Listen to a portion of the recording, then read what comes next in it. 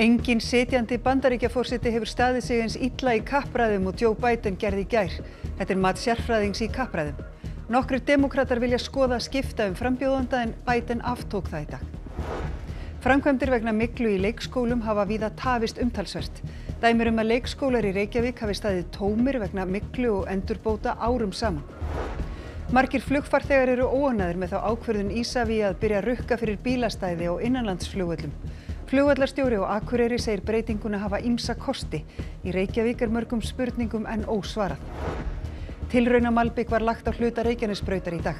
Ný lífbindiefni gætu lækkað kolefnisspor malbiks allt að 85%. Æðarbændur í Skálanesi vilja leyft verði að selja vörur úr annars flokks æðardúni, en slíkt hefur lengi verið bannað. Málið umdeilt og hefur skipað æðarbændum í 2 fylkingar.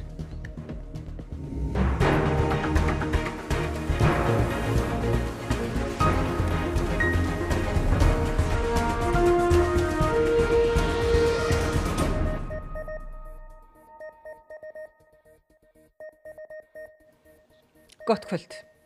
Staða Joe Biden Bandaríkjaforseta hefur veikst mjög eftir frammistöðu hans í kappræðum forsetaframbjóðandana í gærkvöld. Sérfræðingur segir frammistöðu Bidens þá verstu hjá sitjandi forseta í kappræðum. Það andaði köldu milli Joe Biden og Donald Trump í upphafi kappræðnanna, en það var snemma ljóst að forsetinn var í vandræðum.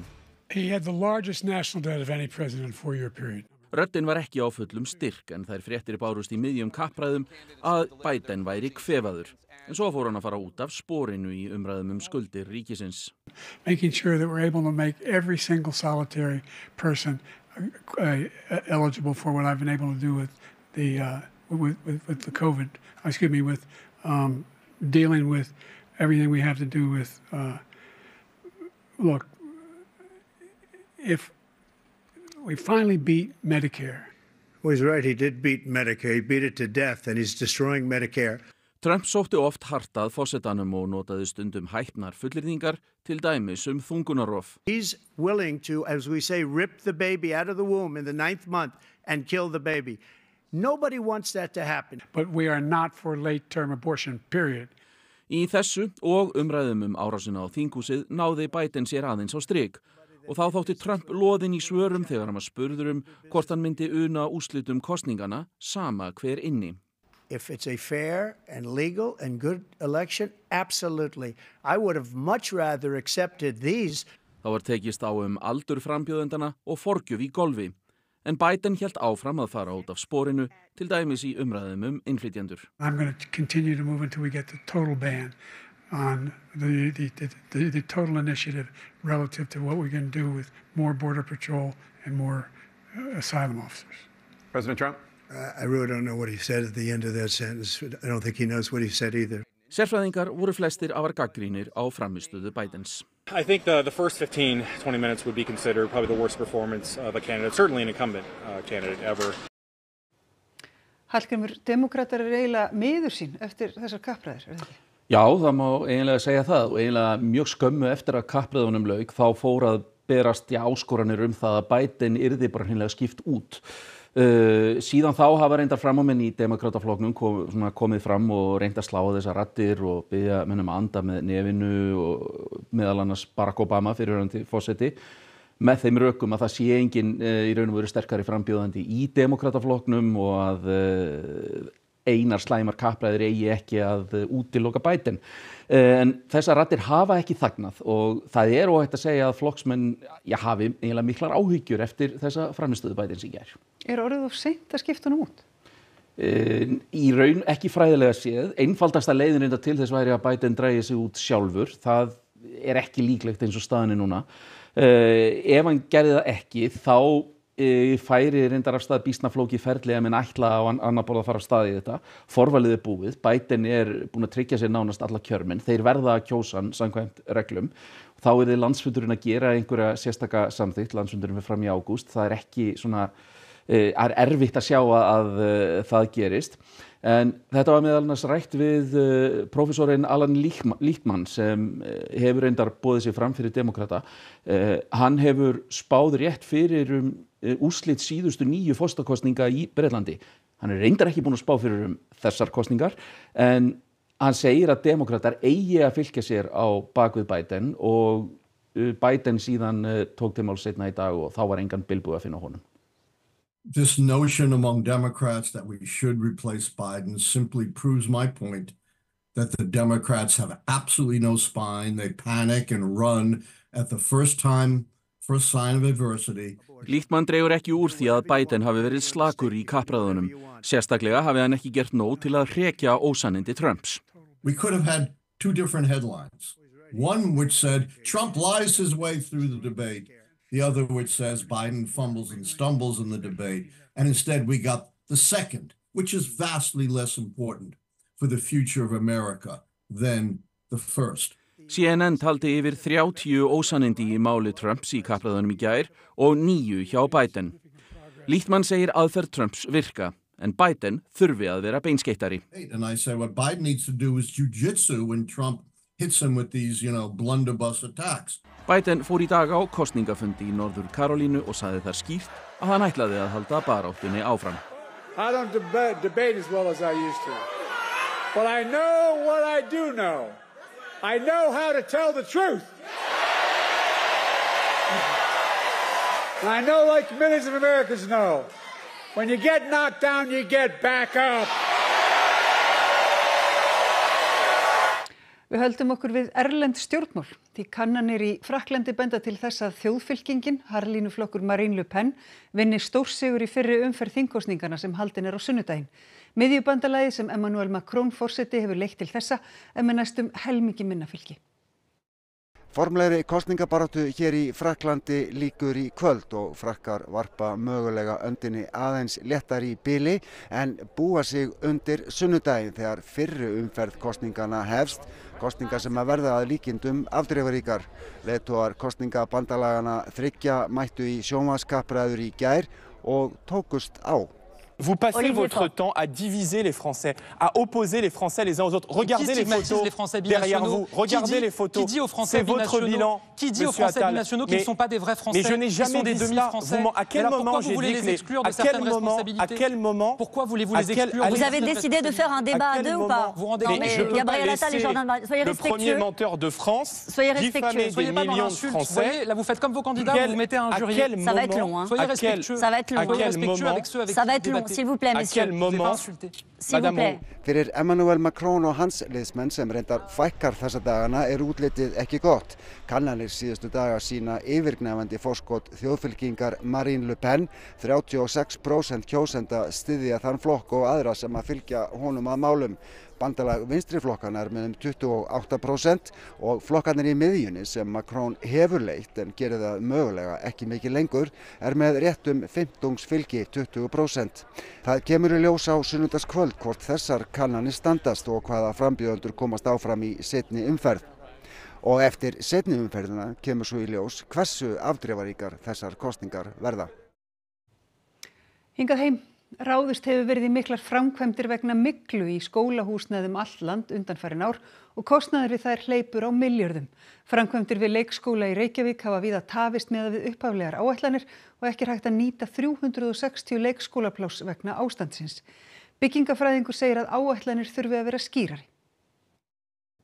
Myglu og rakavandamál hafa komið upp í skólahúsnæði. 90 börnum og starfsfólki leikskólans Efstahjalla í leikskólanum Stóruhlíð við Engjahlíð í Reykjavík. Miklar endurbætur á Vesturbæjar. Í samkomuhúsi eftir að mikil mygla. Eftir að mygla og hugsanleg skólpmengun fannst í skólanum. Svona fréttir hafa heyrst reglulega af skólahúsnæði víða land síðustu ár. Og framkvæmdir við viðgerðir eru dýrar. Stærsta sveitafélag landsins, Reykjavíkurborg, hefur til að mynda opnað lánalínu hjá Þróunarbanka Evrópu fyrir 100 milljón evrur, 15 milljarðar króna, til að fjármagna viðhald á skólahúsnæði. Í borginni er nú svo komið að starfsemi 9 leikskóla í tímabundnu húsnæði vegna innivistarvanda og myglu. 360 leikskólapláss nýtast ekki vegna þessa. Í mörgum leikskólum hafa framkvæmdir tafist mikið umfram upphafleg áform. Starfsemi Grandaborgar var færð í október 2022 vegna myglu. Upphaflega átti að klára verkefni á 12 mánuðum en nú er stefnt að verklokum í maí 2025. Starfsemi var færð úr Stóruhlíð í nóvember 2022. Þar var líka áætlað að verkið tæki 1 ár en verklok eru nú áætluð í mars 2026. Standi þau áform töfin 1,5 ár. Hér á Kvistaborg var starfsemin flutt úr húsi árið 2021. Hún var flutt að hluta aftur inn á lóðina 2022 en verklok eru ekki áætluð fyrr en 2026. Sérfræðingur segir augljóst að þegar svona fari sé áætlanagerð ábótavant. Já, ég held að við getum alveg verið sammála með því að svona almennt séð áætlanagerð kannski ábótavant bara ekki bara hjá borginni heldur líka bara hjá flestum framkvæmdaaðilum. En það sem svona kannski sérstakt við þessi verkefni að þau eiga svolítið til kannski að vinda upp á sig. Það hefur verið tilfellið í mörgum leikskólum í Reykjavík. Í skriflegu svari Reykjavíkurborgar við fyrirspurn Fréttastofu segir ítrekað að fljótlega eftir að mygla fannst hafi komið í ljós að ganga þyrfti lengra við endurgerð húsa. Þá þegar þetta komið í það ferli, þá á það til að þurfa að fara þá í hönnunarferlið og þaðan í útboðsferlið og svo loksins eftir það þegar það gengur upp, þá getur framkvæmdir hafist. En ættu sveitarfélög ekki vera komin með næga reynslu af þessum málum núna til þess að geta sett fram raunhæfari áætlanir frá upphafi? Jú, auðvitað, en það má segja bara að þetta sé tiltölulega ný komið upp og ferlar eflaust búin að vera að mótast bara hjá öllum aðilum og það auðvitað vonin að ferlarnir eru orðin skarpari núna en þeir voru auðvitað og mætti segja að við séum komin í gegnum svona fyrstu bylgjuna. Svo sem að þýðir kannski að það eru bjartari tíma framundan. Landris í Svartsengi hefur aukist síðustu daga og nýtt kvikuhlaup eða eldgos líklegt á næstu vikum, samkvæmt Veðurstofu Íslands. Gos yrði þá líklegast á svipuðum slóðum úr síðasta gos á Sundhnúksgígaröðinni milli Hagafells og Stóra Skógfells. Skjálftavirknin við Svartsengi og Sundhnúk mjög lítil og fáir smáskjálftar hafa mælst undanfarna daga. Hraun rann mjög hægt í átt að norðanverðu Sýlingarfelli eftir að gosinu lauk 22. júní en nú alveg hætt að hreyfast. Hraunið rúmlega 9 ferkílómetrar að flatarmáli og rúmmálið 45 milljónir rúmmetra. Farþegar eru ekki á eitt sáttir það ákvörðun Isavia að byrja gjaldtöku fyrir bílastæði og innanlandsflugvöllum. Byrja að rukka í vikunni. Starfsmaður á Reykjavíkurflugvelli segir mörgum spurningum vera ósvarað. Gjaldtaka hafin á bílastæðum við flugvelli Isavia á Akureyri, Egilsstöðum og í Reykjavík. Mér dettur í huga að þetta sé aðferð til þess að leggja af dreifbíl. Ég var ekki tilbúin að borga kannski til að leggja hérna af því það hefur ekki verið gert en ég hef svo sem ekki þurft að pæla í því þannig að ég er kannski frekar hlutlaus. Ég lagði bílum hér í gær. Og hvað hefur það kostað þig? Þetta hefur kostað mér örugglega rúman 5.000 kall. Ég vissi nú að þeir væri að fara að setja í gang. Ég vissi ekki að það væri í dag eða mjög stuttlega síðan Annars hefði ég kannski tekið einhverjar aðrar ástæðanir en ég var að flýta mér þannig að ég var bara að bíta í það súra. Mér finnst þetta bara mjög neikvætt. Mér finnst þetta að vera minnst að kosti 2, 3, 4 eða 5 daga sem við ættum að geta lagt af því að við sækjum alla menningu, þjónustu, læknisaðstoð og alla stjórnsýslu til Reykjavíkur. Mér finnst alveg nógu dýrt að fljúga til þess milli Akureyrar Reykjavíkur og þurfa svo að borga svona. Ég veit að það einhver 14 klukkutíma núna en ég samt til dæmis í krabbameinsmeðferð í Reykjavík. Það dugar nú bara aldrei ekki. Bara bull og vitleysa. Ég bara átta mig ekki að hvað fólk getur verið hryllilega vitlaust. Þrátt fyrir misjafnar skoðanir farþega á gjaldtökunni segir flugvallastjóri á Akureyri breytinguna hafa ýmsa kosti í för með sér. Áður fyrir var fólk margir að geyma bílarnir sína hérna. Kannski fólk sem á íbúðir hérna og eru með auka bíl, bara geymt á flugvöllunum. Jafnvel fólk sem á marga bíla og hefur tekið á númerum og geymt á númerslaus á flugvöllunum. Við munum losna við þannig. En svo virðist sem auka þurfi upplýsingaflæðið á Reykjavíkurflugvelli. Búin að hringja og spyrja hvort að með þessi fatlaðastæði hérna, hvort það sé gjaldskylda eða Isavia getur ekki svaraði, fólk hérna inni getur ekki svaraði, engi getur svaraði, það er bara ekkert ósvipað bara með styttingu vinnuvikunnar, það veit ekki það getur enginn sagt hver á að borga það en þetta er svolítið galið. Búin að koma töluvert margar spurningar í dag og síðustu daga og við erum því miður ekki með mikið að svörum þannig að við bendum öllum bara á að hafa samband við Isavia. Tilraunamalbik var lagt út á stuttum kafla á Reykjanesbraut í dag. Kanna verður hvort hægt sé að framleiða og leggja umhverfisvænna malbik. Við erum sett að leggja 3 mismunandi kafla. 2 þeirra eru með mismunandi lífbindi efnum sem eru til þess að gera bygið kolefnisminna heldur en venjulegt bygg. Og svo erum við með samanburðarkafla. Annað bindiefnið sem notað í tilraunamalbyggið er auka afurð úr pappírsvinnslu og hitt úr grænmetisolíum. Þetta er bæði til þess að mýkja byggið, af því að það er alltaf að verða erfiðara og erfiðara að fá mjúkt bygg eins og við þurfum hér á Íslandi, en líka til þess að minnka kolefnissporið í bygginu, þar sem að við getum minnka kolefnissporið alltaf 85% bara með því að bæta þessu í byggið sjálft. Kólas, fyrirtækið sem stýrir verkefninu, heldur því fram að bindiefnið sem verið að prófa séu kolefnis neikvæð og þannig drægi það úr losun kolefnis. Þó enn langt í land í að malbikun geti talist umhverfisvæn iðja. Getur malbik almennt verið grænt eða umhverfisvæn? Það getur alveg orðið það í framtíðinni. Við erum klárlega að vinna að því með þessum lífbindiefnum, svo erum við alltaf að auka meira og meira endurunni malbik í malbikið okkar. Og svo náttúrulega líka bara spurningum að finna nýjan orkugjafa í staðinn fyrir eldsneyti sem við notum í malbikunarstöðin okkar.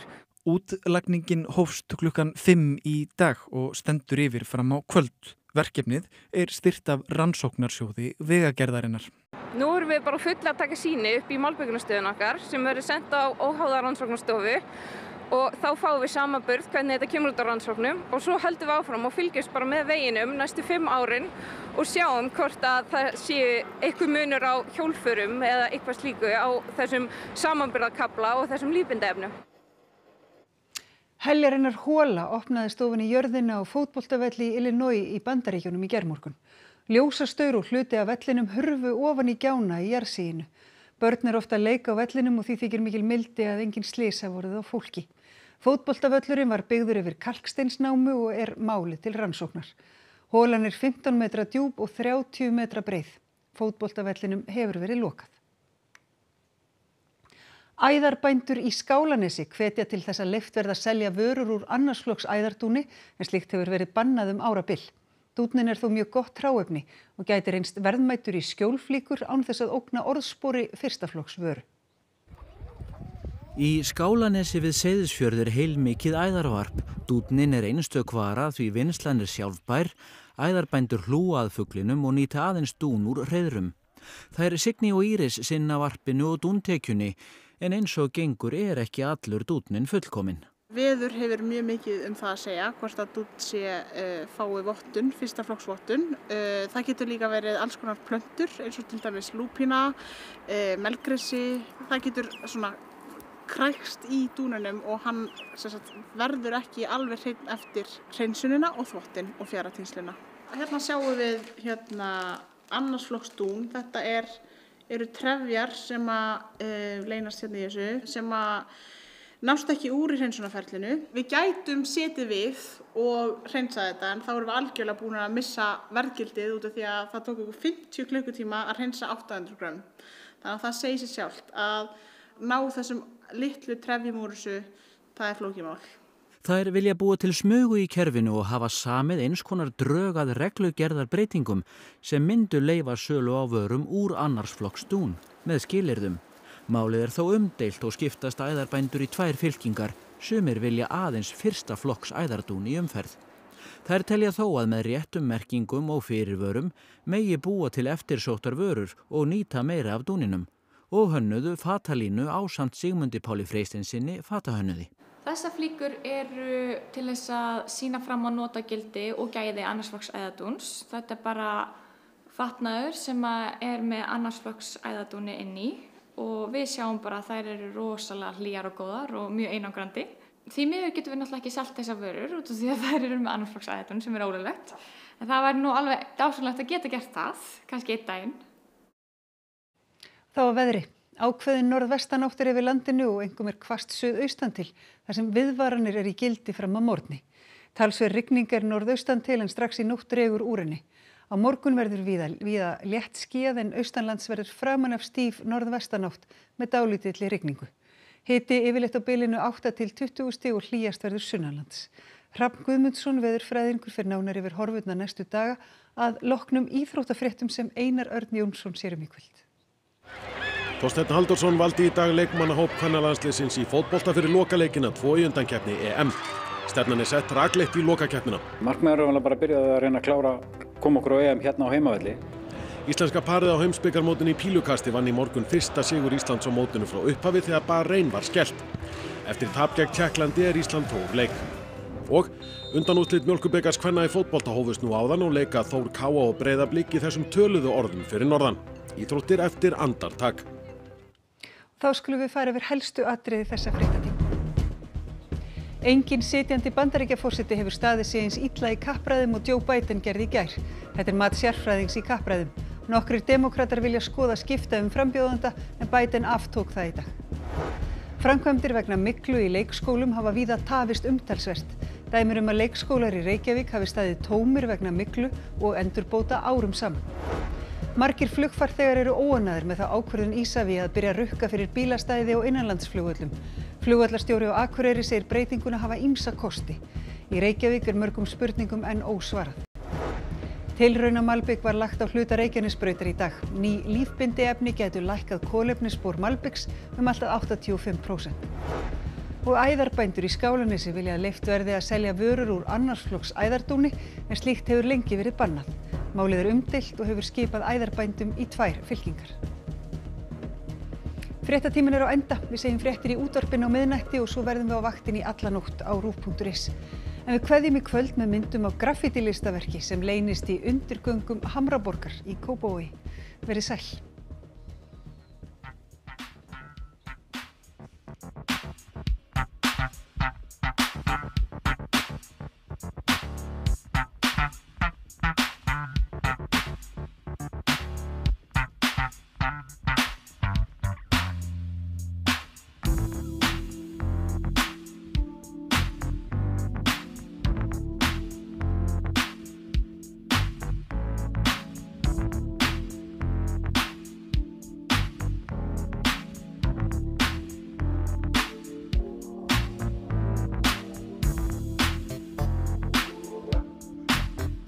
Annað kvöld á RÚV. Stofan, umfjallanir leiki á EM karla í fótbolta. Bein útsending frá 16 liða úrslitum á EM karla í fótbolta. Borg McEnroe, sannsöguleg kvikmynd sögufrægan úrslitaleik Wimbledon tennismótsins í júlí 1980. Vera, bresk sakamálamynd Veru Stanhope, rannsóknarlögreglukonu á Norð-Imbralandi. EM á laugardag, 16 liða úrslit, klukkan 4, Sviss, Ítalía og klukkan 7, Þýskaland, Danmörk. EM á RÚV.